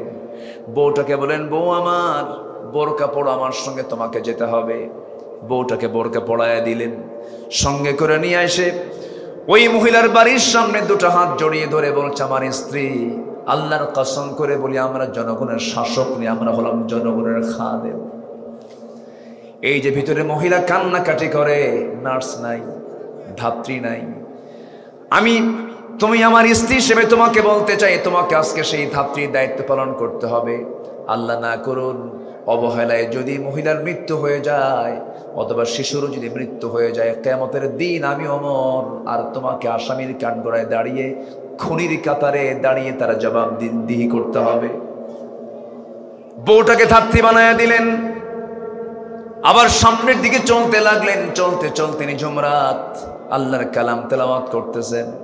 হঠাৎ করে গুনগুন গুনগুন করে কোন এক ঘরের ভিতর থেকে, ছোট্ট একটা ঘর, কুঠির ঘর থেকে, ভিতর থেকে তিনি গুনগুন গুনগুন করে কি যেন আওয়াজ শুনতে পাচ্ছিলেন। কাছাকাছি চলে গেলেন দরজার। ওই মহিলা গুনগুন করে চিকন সুরে গান গাচ্ছিল, বিরহের গান, স্বামীকে পাওয়ার জন্য অথবা পুরুষকে পাওয়ার জন্য। ওমরে বলেন, ইসলামী জনপদে এমন বিরহের গান কোন মহিলা গাচ্ছ? কার এত বড় দুঃসাহস? আওয়াজ থেমে গেল। তিনি দরজায় নক করলেন, দরজা খুলে না। ওই ঘরের পিছন দিকে চলে আসলেন। ঘরটা ছিল খেজুর পাতার বানানো বেড়ার ঘর। আস্তে করে পিছন দিকে টান মারলেন, বেড়া খুলে গেল। ভিতরে ঢুকে দেখেন একজন মহিলা মাথায় কাপড় দেওয়া, পর্দার পরিবেশ রক্ষা করে দাঁড়ায় আছে, সামনে একটা বাতি জ্বালানো। ওমরে ফারুক বলছেন, মহিলা, তুমি কি জানো না এটা হলো ইসলামী জনপদ? তুমি কেন গুনগুন করে গান গাচ্ছ? এবার মহিলা বলছে, আপনি পুরুষ মানুষ, আমি আপনাকে চিনি না। কি আপনার পরিচয়? আমি জানি না, তবে আমি গান গাইছি, এটা আমার জন্য অপরাধ হতে পারে, কিন্তু আপনি আমার ঘরের মধ্যে ঢুকে আজকে একটা, দুইটা, তিনটা নয়, পরপর চারটা বড় বড় দোষ করে ফেলেছেন। ওমরে ফারুক নিজে কিচ্ছু বললেন না, পরিচয়টা গোপন করলেন। এবার বলছেন, কি কি দোষ বলো? এবার মহিলা বলছে, এক নম্বর দোষ হলো আপনি আমাকে সালাম দিয়েছেন নাকি না? ঘরে ঢোকার জন্য অনুমতি নিয়েছেন নাকি না? আপনি একজন পরপুরুষ, আমি একজন পরনারী, পর্দার খেলাফ হয়ে গেছে। আমার বেড়াটা আপনি ভাঙলেন, আমার ঘরটা আপনি ভাঙলেন, আমার সম্পদ নষ্ট হয়ে গেছে। এই চারটি ভুল আপনি করে ফেলেছেন, আমি আপনাকে ছাড় দেব না। ওমরে ফারুক বলছে, তুমি কি করবে বলো? আগামীকাল সকাল হওয়ার সঙ্গে সঙ্গেই আমি তোমার বিরুদ্ধে ওমরের পার্লামেন্টে গিয়ে আমি তোমার বিরুদ্ধে মানহানির মামলা দায়ের করব। কার সামনে কয়? আস্তে কয়, কার সামনে বলতেছে? চিন্তা করেন। ওমরে ফারুক বললেন, মহিলা, তুমি যে মামলা দিবা, তুমি কি জানো ওমর লোকটা কেমন? এবার মহিলা বলতেছে, আমার জানা মতে এই জমিনে একমাত্র ন্যায়বান শাসক যদি কেউ থাকে সেটাই হচ্ছে ওমরে ফারুক রাদিয়াল্লাহু তাআলা আনহু। ওমরে ফারুক বলছেন, আমার জানা মতে ওমরে ফারুক তেমন জুতের মানুষ না। নিজের কথা কি নিজে ভালো বলা যায় নাকি? মহিলা খেপে গিয়ে বলতেছে, আপনার দোষ আর একটা যোগ হলো, এটার বিরুদ্ধে মামলা হবে। ওমরে ফারুক রাদিয়াল্লাহু তাআলা আনহু এবার বললেন, মহিলা শোনো, ঠিক আছে মামলা দিবা, সব কিছু দাও, কিন্তু আমার একটা প্রশ্ন হলো, তুমি এই গভীর রাত্রিতে আল্লাহর জিকির না করে, নামাজ কালাম না পড়তে তুমি কেন গুনগুন গুনগুন করে বিরহের গান গাচ্ছের কারণটা কি? মহিলা এবার বলতেছে, আমার 4 মাস আগে আমার স্বামীর সঙ্গে আমার বিয়ে হয়। নতুন স্বামীকে কাছে পেয়েছিলাম 3 থেকে 4 দিন মাত্র, কিন্তু 5মতম দিনে এই জনপদের খলিফা ওমর ফারুকের লোকজন আমার স্বামীকে নিয়ে চলে গেল, সীমান্ত প্রহরায় নিয়োগ দিয়ে দিল। আজকে 4 মাস গত হতে চলে, আমার স্বামীর কোনো খবর নাই। রাত 12টার দিকে ঘুম হঠাৎ করে ভেঙে গেছে। স্বামীর প্রতি আমার প্রেম নিবেদন জেগেছে। স্বামীকে কাছে পাওয়ার জন্য আমার ভিতরে আমার ভিতরে খেলছিল, আমার মন খেলছিল। আমার বৈধ স্বামীকে পাওয়ার জন্য আমি রাতের বেলা গুনগুন গুনগুন করে বিরহের গান গাচ্ছিলাম। ওমরে ফারুক এবারে মাথা নিচু করে ভাবতেছে, ওমর রে, তোর আরেকটা দোষ যোগ হলো। আল্লাহু আকবার বলবেন না? জোরে করে আল্লাহু আকবার। আলোচনা শুনবেন? আগ্রহ আছে? জোরে বলি ইনশাআল্লাহ। আরেক রাতে একা একা বের হয়েছেন সাইয়েদনা ওমর ফারুক রাদিয়াল্লাহু আনহু। মা বেটির গল্প শুনতেছেন। মার কে? বেটি। মা বেটি গল্প করে। মা বলে, মা, অভাবের সংসার, কালকে বাজার করব কি দিয়া? এই একটা উটনির দুধ আমাদের বিক্রি করে আমাদের সংসার চালাতে হবে। দুধ তো কম, তো দুধের মধ্যে কিছু পানি মিশাও। মেয়ে বলে, মা, পানি মিশানো যাবে না, রাষ্ট্র খুব কড়া, রাষ্ট্র যদি জানে একদম অবস্থা খারাপ হয়ে যাবে। এখন মা বলতেছে, মা, রাষ্ট্রের কথা চিন্তা করো, কোন এই গভীর রাত্রিতে কে আসবে এই জায়গায়? ওমর কি এখানে আছে নাকি? কেউ দেখবে না। এবার মেয়েটা বলছে, মা, কেউ না দেখলেও দেখার পিছনে একজন আছেন, তিনি আমার কে? সাইয়েদনা ওমর ফারুক মা বেটির কথাগুলো শুনলেন, কিচ্ছু বললেন না, লজ্জাও দিলেন না, ভিতরে ডাকলেন না, সোজা চলে গেলেন বাড়িতে। বাড়িতে গিয়ে বউকে বলছে, বউ আমার শোনো, তোমার বড় ছেলের জন্য বৌমা ঠিক করেছি। সুবহানাল্লাহ বলবেন না? কি কি ঠিক করছে? বৌমা ঠিক করছে। তোমার বড় ছেলের জন্য বৌমা ঠিক হয়ে গেছে, ছেলে বউ ঠিক করে ফেলেছে। কে? খুব ভালো আবেদা সালেহা, গোপনেও আল্লাহকে ভয় করে, প্রকাশ্য আল্লাহকে ভয় করে। কে? কোন বংশের মানুষ? কোন বংশের মানুষ না তেমন, কিন্তু আল্লাহকে দারুণ ভয় করে। জোরে বলেন সুবহানাল্লাহ। ছেলেকে বিয়ে দিতে নিয়ে কত স্বপ্ন দেখি, মেয়েকে বিয়ে দিতে নিয়ে দেখি ছেলে কি করে, ছেলের কি মঙ্গল গ্রহে অফিস আছে নাকি? আর ওমর ফারুক খুঁজতেছে একটা দুধ বিক্রেতার মেয়েকে ছেলের বউ বানাচ্ছেন। আল্লাহু আকবার বলেন। কথা কি বোঝা যায়?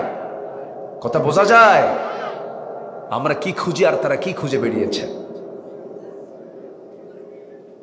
চলে গেলেন। পরের দিন প্রস্তাব দিয়ে ফেললেন, আমার ছেলের বিয়ে হবে এই বাড়িতে। কার সাথে? দুধ বিক্রেতার মেয়ের সাথে। আল্লাহু আকবার বলেন। বিয়ে হয়ে গেছে, বিয়ে পড়ায় দিয়েছেন ওমর ফারুক রাদিয়াল্লাহু তাআলা আনহু। এবং ইতিহাসে এসেছে ওই দুধ বিক্রেতার মেয়ের পেটে এসেছে দ্বিতীয় ওমর বিন আব্দুল আজিজ রাহমাতুল্লাহ আলাইহি। পেট ভালো হলে জাত ভালো হয়। আস্তে কয়, আস্তে কন কেন? এই জন্য তাকওয়াটা আগে দেখবেন, আগে পরহেজগারিতা দেখবেন। আজকের মাহফিলে কি মা বোনরা আসছে? আসছে? আমি কি শেষ করে দেব নাকি? আলোচনা চালাবো? আমরা কয়টা গুণ শিখে যাব আজকে বলেন তো? চলতেছে কয় নাম্বার? কি সুন্দর করে মনে রেখেছেন, বলি আলহামদুলিল্লাহ। আমার মা, নিজের সৌন্দর্য কাউকে দেখাবেন না, আপনার হাঁটাটাও দেখাবেন না, আপনার চাহনিটাও দেখাবেন না, আপনার কথার সৌন্দর্য কাউকে দেখাবেন না। সব বরাদ্দ করবেন শুধু স্বামীর জন্য। আপনার জন্য 8টা জান্নাত অপেক্ষা করছে। জোরে বলি সুবহানাল্লাহ। মেয়েদের দাম কত? মেয়েদের হিসাব কম তো। পুরুষরা বহু হিসাব দিয়ে জান্নাতে যেতে হবে, মেয়েদের হিসাব তেমন নাই। কিন্তু দুঃখজনক, জাহান্নামী হবে পুরুষ বেশি না মহিলা বেশি? মহিলা বেশি। শুধু মেয়েদের শুধু সামনে একটা প্রশংসা যদি করেন, আপনি দেখতে খুবই সুন্দর, তাই ব্যাস শেষ। ওয়াকুলনা কাওলাম মা'রুফা, মেয়েরা কথা বলবে কেমন করে? পরপুরুষের সঙ্গে একদম ডিরেক্ট কথাবার্তা বলবে, নিকণ্ঠে কোনো কথা বলতে পারবে না। এটা কার হুকুম? আসতে বলবেন না, কার হুকুম? আল্লাহ। আমার ভাইরা, সাইয়েদনা ওমর ফারুক রাদিয়াল্লাহু তাআলা আনহু একদিন কিছু মধু পেয়েছেন, রাষ্ট্রের কিছু মধু তিনি পেয়েছেন, এক বোতল মধু। আমানতদারিতার কথা বলছিলাম, মনে আছে তো নাকি আপনাদের? এক বোতল মধু নিয়ে ওমর ফারুক আসলেন বাড়িতে, এসে বলছেন, বউ আমার শোনো, এই যে এক বোতল মধু দিলাম, এই এক বোতল মধু আমার প্রতিবেশী মোট 4 জন, আমরা সহ 5 জন। এই এক বোতল মধুটা কি সমান 5 ভাগে ভাগ করে সবার হাতে হাতে 4 ভাগ দিয়ে 1 ভাগ আমরা নিয়ে নেব। ওমর বলছেন তার বউকে, তুমি এটাকে ভাগ করো। 1 মিনিট যেতে না যেতেই তিনি করলেন কি, বউয়ের হাত থেকে বোতলটা হাতে টান মেরে নিলেন। বলেন না, আমি তোমাকে মাপতে দেব না, আমি তোমাকে ভাগ করতে দেব না। বলেন তো, যদি কোনো স্বামী স্ত্রীর সঙ্গে এমনটা আচরণ করে, স্ত্রী কি মন খারাপ করবে নাকি? আসতে কয়, আপনার বউ কি করবে? মন খারাপ করবে কিনা বলেন? কার সঙ্গে সংসার করি আমি? সংসারটা করি কার সাথে? আমি বিশ্বাসী নাই আমার উপরে। শুরু হবে ওয়াজ, একটানা 3 ঘন্টা, থামাথামি নাই। মেয়েদের ওয়াজ কম না বেশি? আসতে কয়, মেয়েদের ওয়াজ কম হয় না বেশি হয়? শুধু আপনি বেগুন কিনতে ভুল হয়ে গেছে, বর্ষার দিনের বেগুন কিনেছেন, বটিতে কুর্তি নিয়ে যদি শুধু পচা বের হয় অথবা পোকা বের হয়, ওই বেগুন শরীফের তফসির হবে একটানা দুপুর পর্যন্ত। এটা মেয়েদের নেচার। যখন তিনি বোতল টান দিয়েছেন, বউয়ের মন খারাপ। সাইয়েদনা ওমর ফারুক কিচ্ছু বললেন না, যাক মন খারাপ তো ঠিক হয়ে যাবে। বউকে ভয় পায় না এমন পুরুষ পৃথিবীতে নাই। বউকে ভয় সবাই পায়, সাইয়েদনা ওমর ফারুকও পেয়েছেন। একজন লোক বিচার প্রার্থী হয়ে আসছে তার কাছে, বউয়ের সঙ্গে তার গন্ডগোল মিটানোর জন্য। এসে দেখেন স্বামী স্ত্রী ওমর ফারুক 2 জন চরম বাকবিতণ্ডা চলছে। এই দৃশ্য দেখে যে প্রশ্নকারী, যে বিচার প্রার্থী, সে থুয়ে চলে যাচ্ছে। ওমর ফারুক বলেন, এই তুমি কেন আসছো? কিছুই তো বললে না, যে সমস্যা নিয়ে আসছে সেই সমস্যা আপনার ঘরের মধ্যে ঢুকছে, আপনি কি ফয়সালা করবেন? সাইয়েদনা ওমর ফারুক বললেন, তুমি কি জানো আমার পরিচয়? হ্যাঁ জানি। আপনি ওমর যে রাস্তা দিয়ে যান সে রাস্তায় শয়তানও যায় না, এটাও জানি। আমি ওমর, আমার নাম শুনলে রোম পারস্য থরথর করে কাঁপে। সেই ওমরের সামনে ওমরের বউ এত কিছু কইল, ওমর কিছু বলছে না, তুমিও কিছু কইও না, যাও। এটাই হলো স্ত্রী। স্ত্রীর সাথে ম্যানেজ করে চলতে হবে। বলি আলহামদুলিল্লাহ, জোরে বলি আলহামদুলিল্লাহ। শিখিয়েছেন সাহাবীরা, শিখিয়েছেন মুহাম্মদ সাল্লাল্লাহু আলাইহি ওয়াসাল্লাম। রাসূল প্রশংসা করতেন, স্ত্রীদের খুব প্রশংসা করতেন। কখনো নিজের মার সামনে বউকে খাটো করবেন না, আবার নিজের বউয়ের সামনে মাকে খাটো করবেন না। সবার ব্যক্তিত্ব আছে না নাই বলেন তো? আসতে বলবেন না, আছে না নাই? মার সামনে বউকে খাটো করবেন না, বউয়ের সামনে মাকে খাটো করবেন না। সবারই দাম আছে। অনেকে বউকে মনে করে এটা এই কিছুই নাই, এরকম মনে করে না। আপনার বউকে জানেন, আপনার ছেলের মা, আপনার মেয়ের মা, সে সন্তানের মা, তার মর্যাদা আছে না নাই? এটা মাথায় রাখতে হবে।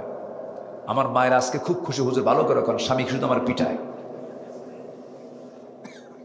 দাম আছে তাদের। সাইয়েদনা ওমর ফারুক মধুর বোতল নিয়ে করছে কি, প্রতিবেশীর বাড়িতে গেছে, গিয়ে বলছে, শোনো এই মধুটা 5 ভাগ করবা, 1 ভাগ আমারে দিয়া, বাকি 4 জন তোমরা ভাগ করে নিয়ে নিবা। এটা গেছে আবার বইয়ের কানে। কন এখন কি হতে পারে? আরো কি কথা কি বুঝতেছেন আপনারা? মধুর বোতল 5 ভাগে ভাগ হয়ে গেল।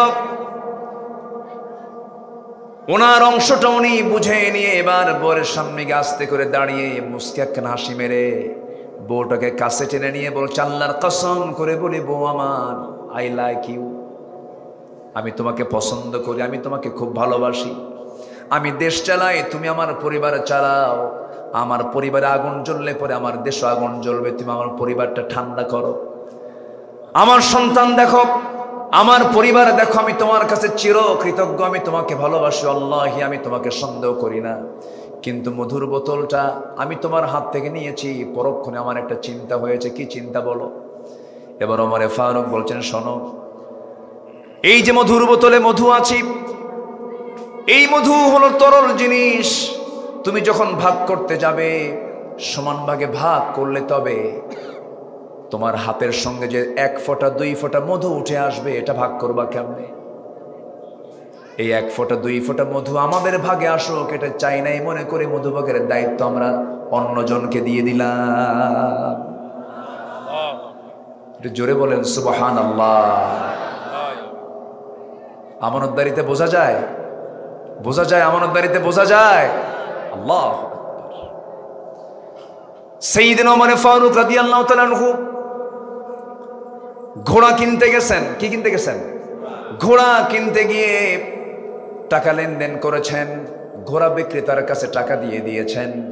ঘোড়া নিয়ে নিজেই ঘোড়ার পিঠে চড়েছেন, দাবড়াচ্ছেন 4-5 মাইল। ঘোড়া দাবড়াতে নিয়ে হঠাৎ করে ঘোড়াটার 4 পা অকেজো হয়ে পড়ে গেল। রাগ দেখে কে? ওমরে ফারুকের রাগ কম না বেশি? খেপে গিয়ে বিক্রেতার কাছে এসে বলছে, আমার সঙ্গে মস্করা করো, অসুস্থ ঘোড়া আমি নেব না, নাও।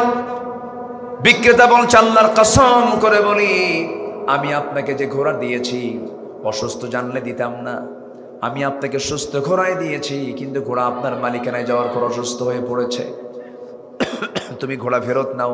ঘোড়া ফেরত নেব না। সাইয়্যিদনা ওমর ফারুক বললেন, ঘোড়া যদি ফেরত না নাও, আমি তোমার হাতে ফেরত না দেওয়া পর্যন্ত আমি যাব না। এবার বিক্রেতা বলছে, ঠিক আছে, আপনিও রাইট, আমিও রাইট, কিন্তু আমি ঘোড়া ফেরত নেব না। চলেন আমরা আদালতে যাই। কোথায় যাই? কোথায় যাই? আদালতে। দুজনে আদালতের শরণাপন্ন হলেন। একজন সামান্য ঘোড়া বিক্রেতা নিয়ে যাচ্ছে তাকে আদালতে, অর্ধ দুনিয়া শাসন করতে ওমর। এই কই যান? কোনো যাওয়া নাই, বসেন বসেন। আমি সিয়ার থেকে আর সরতে দেই না কাউকে, জানেন। সেদিন এক মাহফিলে, নওগাঁরে এক মাহফিলে, সিয়ার থেকে একজন সভাপতি উঠে দাঁড়াইছে, এক পাগলা এসে বসে গেছে। দেখছেন নাকি? তো আমি যেতে দেবো না, বসেন বসেন। দোয়া করে দিই নাকি? তো যাচ্ছেন কেন আপনি? ফজর পর্যন্ত, ফজর খালি কয় একটা একটা। ও দেখেন পাগলা কি কয়, দেখেন। জি খুব ভালো, বলি আলহামদুলিল্লাহ। ঘোড়া বিক্রেতা ওমর ফারুককে নিয়ে গেছে কোথায়? আজ থেকে কোথায় নিয়ে গেছে? কোর্টে। কোর্টে হাত দিয়ে ধরে টেনে নিয়ে গেছে, কোর্টে নিয়ে গেছে। চলেন কোর্টে যাই। ওমর ফারুক কয়, চলো। আইন সবার জন্য সমান। কোর্টে, স্থানীয় আদালতে গেছে, স্থানীয়, জাতীয় আদালত না। স্থানীয় আদালতের সামনে যখন দাঁড়াইছেন ওমর ফারুক, আদালতের যিনি বিচারপতি লাফ মেরে দাঁড়ায় কয়, আমিরুল মুমিনিন আপনি এই জায়গায় কেন? তখন খলিফাতুল মুসলিমিন বলছে, আমাকে দেখো না, বিচার দেখো। সুবহানাল্লাহ বলবেন না? আমাকে দেখে বিচার করবা না, আইন দেখে বিচার করো। সমস্যা কি? ঘোড়া কিনছি, ওকে যে ঘোড়া দিছে। ঘোড়া বিক্রেতাকে আমি সুস্থ ঘোড়া দিয়েছি, তার কাছে অকেজ হয়ে গেছে। শুনলেন দুপক্ষের কথা।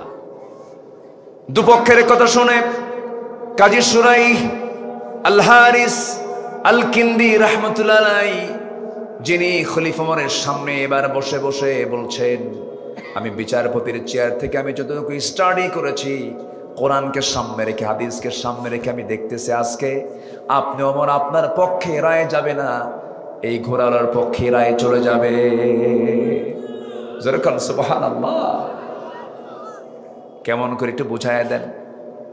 এবার তিনি বলছেন, হায়াত মওতের মালিককে, সুস্থের মালিককে। আপনি ঘোড়া সুস্থ নিয়েছেন, ঘোড়ার টাকা পয়সা দিয়ে দিয়েছেন। ঘোড়া সুস্থ নেওয়ার পরে আপনার মালিকানা আসার পর আপনার হাতে ঘোড়া অসুস্থ হয়ে পড়েছে, তাকে আপনি দোষ দিতে পারবেন না। কিচ্ছু বললেন না, মাথা নিচু করে তৃপ্ত মনে হাস্যোজ্জ্বল চেহারা নিয়ে বাড়ির দিকে ফিরে আসলেন। পরের দিন তিনি মন্ত্রী পরিষদ বৈঠকে, মজলিসে শুরার বৈঠকে বসে সবাইকে ডাক দিয়ে বললেন, বিচারপতির একটা সংকট ছিল, সেই সংকট দূর হয়ে গেছে। কেন? একজন বিচারপতির সন্ধান পেয়েছে, আঞ্চলিক বিচারপতি, সে আমার বিরুদ্ধে রায় দেওয়ার সাহস পেয়েছে। সে যদি আমার বিরুদ্ধে রায় দেওয়ার সাহস পায়, সে একজন সত্যি বিচারপতি, তাকে আঞ্চলিক বিচারপতি না বানায় তাকে জাতীয় বিচারপতি বানায়া দাও। আল্লাহু আকবার বলেন। বিরুদ্ধে বিচার দিলে তার পজিশন আরো বাড়ে। আল্লাহু আকবার। এগুলো হচ্ছে আমানত। এগুলো কি বলেন তো? আমানত। ছেলে ঘোড়া কিনছে, ওমর ফারুকের ছেলে কি কিনছে? ঘোড়া। কি করবে? বড় করে মোটা তাজা করে বেশি দামে বিক্রি করবে। কিন্তু ঘোড়াটা নিয়ে এসে ঘোড়া তার ঘাস খাওয়াই হলো রাষ্ট্রের জায়গার ঘাস। কিসের জায়গার ঘাস? রাষ্ট্রীয় জায়গার ঘাস খাওয়ায় মোটা তাজা হচ্ছে, বড় হচ্ছে। ওমর ফারুক কিচ্ছু বলতেছেন না, ঘোড়া আগে বড় হোক। কি কথা বলছেন? ঘোড়া আগে বড় হোক। ঘোড়া বড় হয়ে গেছে, ঘোড়া বিক্রি করার দিন চলে আসছে। সেই দিন তিনি আর অফিসে যান নাই, ঘোড়া বিক্রি কর। ঘোড়া বিক্রি করে বিকেলবেলা হাতে টাকা নিয়ে ঘরের মধ্যে ঢুকতেছেন। ছেলে সামনে দাঁড় করায় বলছে, বাজান ঘোড়া কত দিয়ে কিনছিলা? কত টাকা? আজকে বিক্রি করছো কত টাকা? লাভ হয়েছে কত টাকা? এত টাকা লাভ হয়েছে। লাভের টাকা রাষ্ট্রীয় কোষাগারে জমা দাও, কারণ ঘাসের মালিক রাষ্ট্র। সুবহানাল্লাহ বলবেন না? এটা আমানত। এটা কি বলেন? আমানত। সাইয়েদনা ওমর ফারুক রাদিয়াল্লাহু তাআলা আনহু এবার মহিলাকে বললেন, মহিলা তুমি কি সত্যি সত্যি মামলা দেবে নাকি? মনে আছে আপনাদের? মামলা দেবে নাকি? হ্যাঁ মামলা দেব। ঠিক আছে মামলা তুমি দিবা, কিন্তু তুমি যে গুনগুন করে গান গাইছো যে স্বামীটার জন্য, সেই স্বামীর ব্যাপারে আমি যদি সুপারিশ করি। দেখছেন বিচারপতি কাকে বলে? শাসক তো পেঁচ বোঝে। তুমি যে মহিলার জন্য, যে পুরুষটার জন্য, যে স্বামীর জন্য ছটফট করতেছ, মাঝরাতে ঘুম হয় না, স্বামীকে কাছে পাওয়ার তোমার তীব্র আকাঙ্ক্ষা, সেই স্বামীকে যদি আগামীকালকে সকাল সূর্যোদয় হওয়ার আগে যদি তোমার সামনে তোমার স্বামীকে হাজির করে দিতে পারি, তুমি কি আমার বিরুদ্ধে মামলা দেওয়ার চিন্তা করবা নাকি? মহিলা আবার মুচকি হাসি মেরে বলে, সকাল কেন, সন্ধ্যার মধ্যে হাজির করলে কোনো মামলা হবে না। যেরকম সুবহানাল্লাহ। থামায়া দিলেন, নিজের পরিচয়টা পর্যন্ত দিলেন না। আস্তে করে সোজা বাড়িতে চলে গেলেন। বাড়িতে চলে গিয়ে স্ত্রীকে ডাক দিয়ে বলছে, স্ত্রী আমার। একজন স্ত্রী তার স্বামীকে ছাড়া কদিন পর্যন্ত ধৈর্য ধারণ করতে পারে? 4 মাস। বড় জোর 3 মাস, ভুল বললাম, বড় জোর 3 মাস। ওয়াল মুতাল্লাকাত ইয়াতারাব্বাসনা বিআনফুসিহিন্না 3 কুরু। 3 মাস পর্যন্ত, সেখানে 4 মাস হয়ে গেছে। ওমর ফারুক রাদিয়াল্লাহু তাআলা করলেন কি? চিফ ইন কমান্ডারকে ডাক দিলেন, সেনাবাহিনী প্রধানকে ডাক দিয়ে বলেন, শোনো, যে সমস্ত সৈনিকের বউ আছে প্রত্যেক 3 মাস পর পর তাদের সাধারণ ছুটি ঘোষণা করো, বইয়ের হক আদায় করা দরকার। যেরকম সুবহানাল্লাহ। এবং জানিয়ে দিলেন, অমক বেড়াকে অমক নামে একজন ব্যক্তি আছে, সীমান্ত প্রহরী, তার বউটা তার জন্য ছটফট করছে, তার ছুটিটা আগে মঞ্জুর করো। আল্লাহু আকবার বলেন।